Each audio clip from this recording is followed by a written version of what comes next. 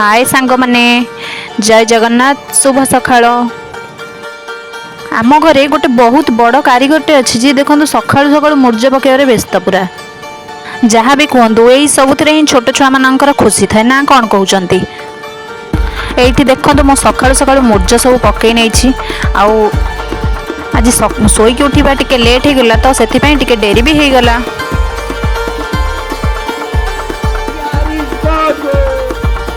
ये कौन करुचे देखु तो मुंड फुंड बोधे खराब हो गला मो झीर।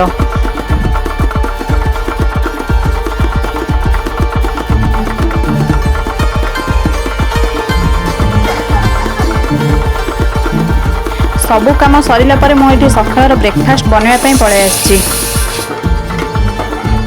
ब्रेकफास्ट आज करी उपमा माने सुजी उपमा तो से मुझे सुजी को भलसे पूरा तेल पूरा लाल हवा जाए भाजी नहीं।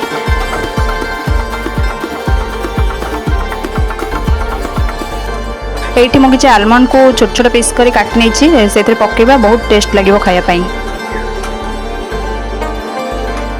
सुजी को ये भलसे भाजी नहीं देखो मुझे काढ़ी रखीदे। नेक्स्ट प्रोसेस को जीवा कड़े तेल भलसे देदेबा। ये सुजी उपमाटा आप जिते तेल देकी करेंगे ये बढ़िया से पूरा सॉफ्ट लगी था खायापाई।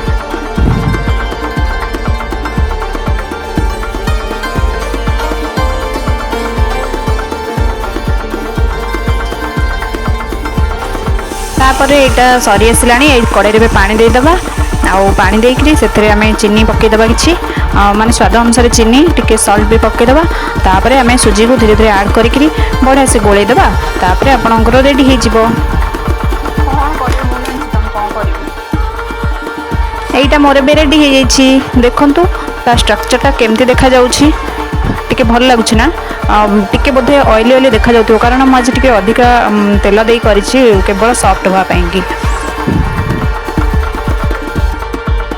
तो सांग माने मु तो एबे जाउछि मो ब्रेकफास्ट करी मते बहुत भोक लागिलानी। वीडियो भल लागुथिले गोटे लाइक शेयर सब्सक्राइब निश्चिंत करंतु।